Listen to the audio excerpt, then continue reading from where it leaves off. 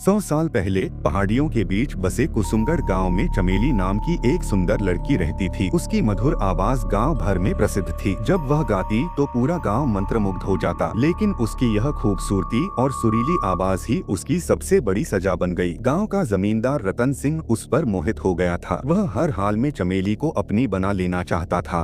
लेकिन चमेली पहले से ही अपने प्रेमी गोविंद से शादी का वचन दे चुकी थी। रतन सिंह ने चमेली को धमकाया, लालच दिया, लेकिन जब चमेली ने इनकार कर दिया तो उसने गांव के लोगों को यह कहकर भड़का दिया कि चमेली एक डायन है। उस समय अंधविश्वास बहुत था और गांव के लोगों को भड़काना मुश्किल नहीं था। उन्होंने बिना कुछ सोचे समझे चमेली को पकड़ लिया और पंचायत में पेश कर दिया। पंचायत के फैसले के अनुसार चमेली को डायन घोषित कर दिया गया और उसे जिंदा दफनाने की सजा सुना दी गई। जिस दिन चमेली को गांव के बाहर एक पुराने पीपल के पेड़ के नीचे जमीन में जिंदा दफनाया गया, उस दिन उसने तड़पते हुए गांव वालों को श्राप दिया, मेरी आत्मा चैन से नहीं रहेगी। मैं हर 100 साल बाद लौटूंगी और गांव की औरतों को अपनी ओर बुलाऊंगी। जो भी मेरी आवाज सुनेगा वह मेरे साथ हमेशा के लिए चला जाएगा। इसके बाद गांव में धीरे धीरे इस घटना को भुला दिया गया।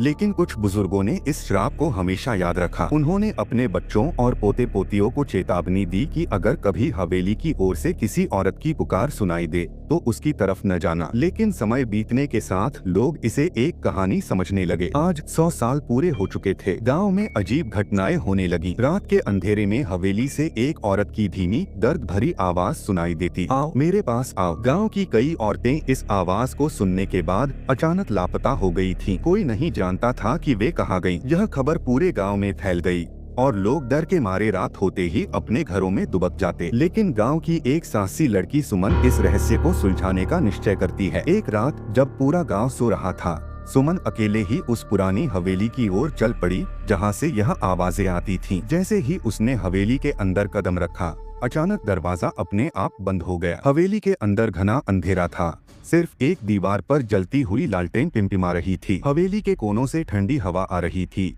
और उसे ऐसा लगा जैसे कोई उसकी गर्दन के पास फुसफुसा रहा हो। अचानक हवेली की दीवारों पर किसी के जले हुए हाथों के निशान उभरने लगे। एक परछाई सामने आई, लंबे काले बाल, लाल आंखें और जले हुए चेहरे वाली एक औरत। वह चमेली थी। उसकी आंखों से आंसू बह रहे थे, लेकिन वह गुस्से से कांप भी रही थी। सुमन डर के मारे अपनी जगह से हिल भी नहीं पाई। चमेली की आत्मा धीरे धीरे उसके करीब आने लगी। तभी सुमन ने अपनी जेब से एक छोटी सी पूजा की माला निकाली जिसे उसकी दादी ने उसे दिया था। दादी ने कहा था कि अगर कभी चमेली का श्राप सच साबित हो तो यह माला उसकी रक्षा करेगी। जैसे ही सुमन ने वह माला चमेली की ओर फेंकी, हवेली हिलने लगी। चमेली की आत्मा जोर से चीखी और उसके चारों ओर आग की लपटें उठने लगी। हवेली की दीवारों से टकराते हुए चमेली की आत्मा जमीन में समाने लगी। अचानक हवेली की छत गिरने लगी और सुमन किसी तरह भागकर बाहर आई। सुबह होते ही गांव वालों को यह खबर मिली कि हवेली पूरी तरह नष्ट हो चुकी थी। उसके नीचे से चमेली की हड्डियां मिली